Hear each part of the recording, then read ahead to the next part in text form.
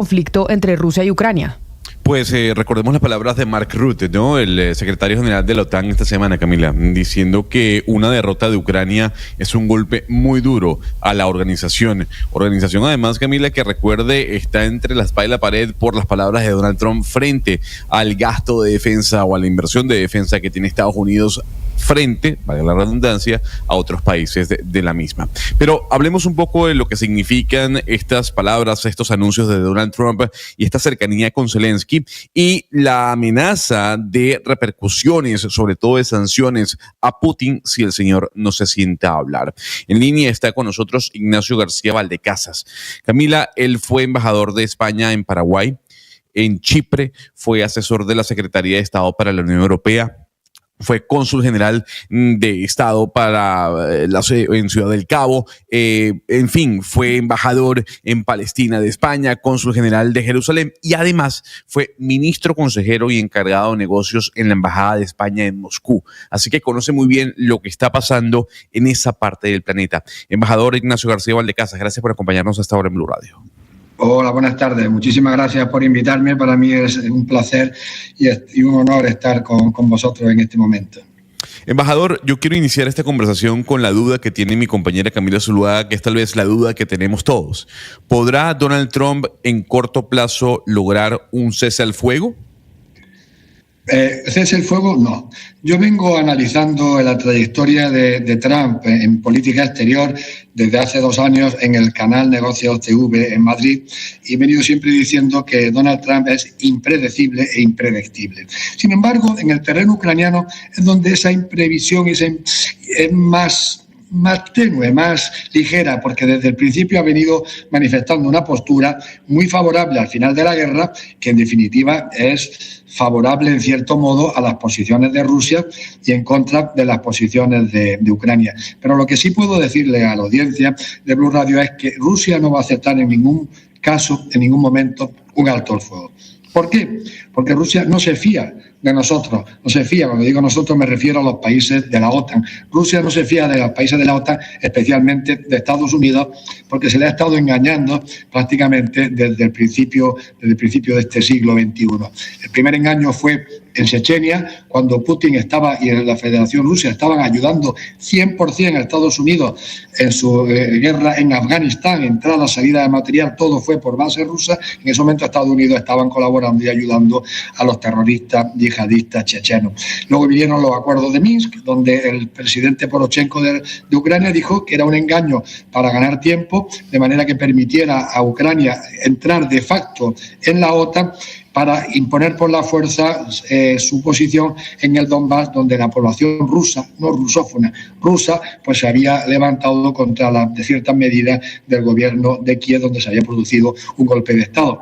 Entonces, Rusia no va a aceptar un alto el fuego, Rusia va a aceptar una paz definitiva. Y no una paz definitiva con Ucrania, o no solo con Ucrania, sino una paz definitiva, un acuerdo de cooperación con Estados Unidos, porque Estados Unidos ha venido saliéndose y separándose y anulando una serie de acuerdos internacionales de control de armamento que a Rusia pues, le ha parecido bastante poco oportuna. Entonces, tiene que haber un acuerdo global entre Rusia y Estados Unidos fundamentalmente, y una de esas piezas va a ser la neutralidad ucraniana, va a ser Ucrania y qué parte del territorio ucraniano va a quedar definitivamente bajo el control de Rusia. Pero cuando usted habla de la neutralidad ucraniana, señor ex embajador, ¿a qué se refiere? Porque Volodymyr Zelensky ha dicho que él necesitaría unas 200.000 fuerzas internacionales apoyando para mantener esa paz si es que se llega a dar un acuerdo con Vladimir Putin.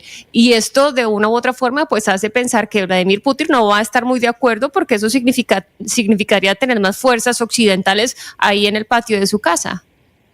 Bueno, yo creo que en este momento lo que diga el presidente Zelensky tiene una relevancia relativa, por ser suave en mis expresiones. La negociación va a ser entre Estados Unidos y Rusia, y Ucrania es solo una pieza de esa negociación. Para Rusia es fundamental la neutralidad ucraniana, una neutralidad que estaba en la Declaración de Independencia de Ucrania, que estaba en la Declaración de Soberanía de Ucrania y que estaba en la Constitución de Ucrania, y que fue la ruptura de esa neutralidad la que llevó a la guerra. Eso ahora no lo discute nadie. Se puede hacer propaganda en un sentido o en otro, pero los analistas independientes como el profesor Mearsheimer, el profesor Waltz de Chicago o de Harvard, el coronel McDougall, el profesor Jeffrey Sachs, ya eso nadie lo discute, nadie, me refiero, que hace un análisis objetivo y desapasionado y no partidista ni ideológico. Que la guerra se ha ido por haberse roto la neutralidad de Ucrania. La neutralidad de Ucrania. Entonces, eso no lo va a aceptar Rusia. Si la guerra continúa, pues posiblemente el avance de ruso será lento, como lo ha sido todo este tiempo, pero será inexorable, porque es que nos queda algún arma en nuestro armario a los países de la OTAN, nos queda un arma en materia de sanciones, después ya de la última de sancionar a los petroleros para evitar que Rusia siga vendiéndole el petróleo a la India, a China, a Brasil. Es que Estados Unidos va a sancionar y va a atacar a todos esos países, lo cual provocaría definitivamente la consolidación de los BRICS. Es que en los países de la OTAN tenemos capacidad para fabricar armamento y munición y no la hemos estado ayudando a Ucrania hasta el momento. Yo tengo mis dudas y no estoy solo a la hora de expresar esas dudas. Van a ser momentos muy interesantes. Sí, dígame. Pero fíjese bien, usted dice algo que es interesante. Los analistas mencionan que la guerra se da por la falta de neutralidad, entre comillas, de Ucrania. Yo le pregunto, ¿usted cree que Putin sería con las manos vacías de esta guerra? O sea, ¿Putin prefiere que Ucrania sea neutral a conquistar territorios ucranianos? No, ni mucho menos. Yo creo que el territorio que tiene ocupado Putin, Rusia no lo va a devolver. Lo que está en duda es si va a avanzar más, si va a avanzar hasta el río Dnieper o se va a quedar en Prokórsk. Es decir, ahora mismo el avance ruso es inexorable, desesperadamente lento, vengo yo diciendo desde hace un año.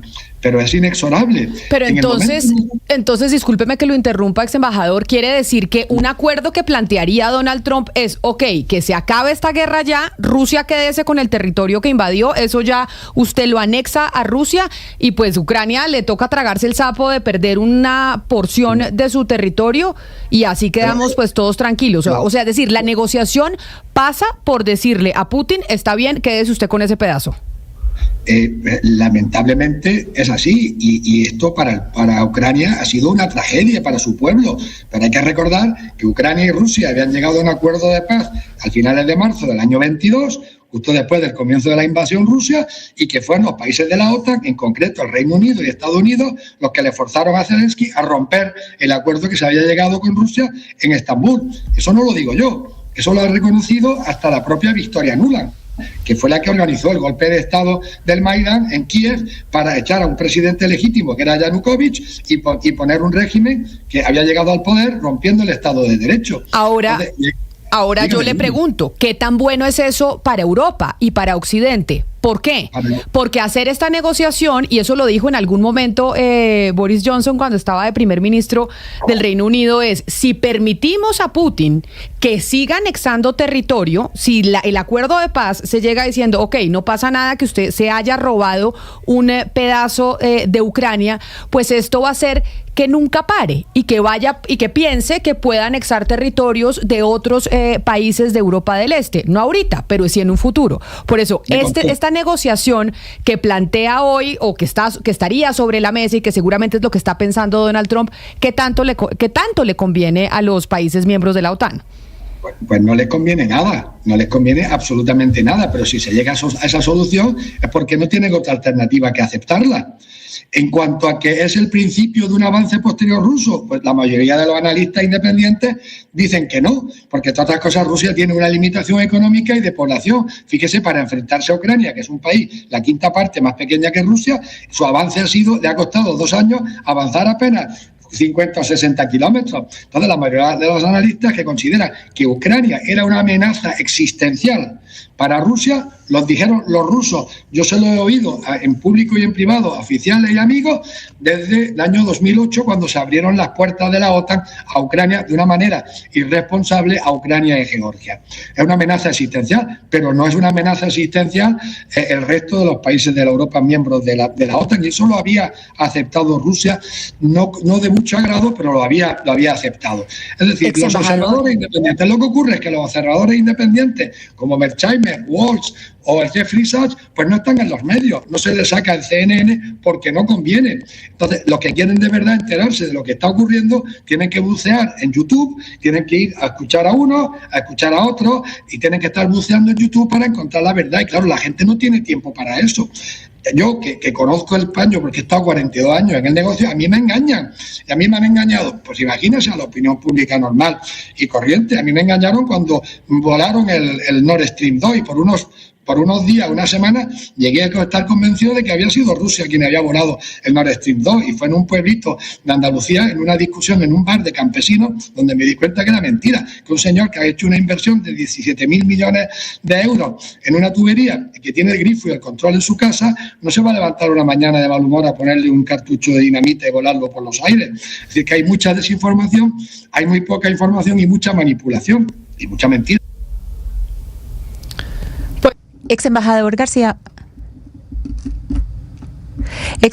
García Valdecasas, el primer ministro del Reino Unido, Keir Starmer, ha jugado un papel medio, digamos, neutral o tibio, muy diplomático desde la posesión de Trump. ¿Cuál cree usted que es el camino que tomará Gran Bretaña frente a la invasión de Ucrania de ahora en adelante, a partir de la posesión de Trump?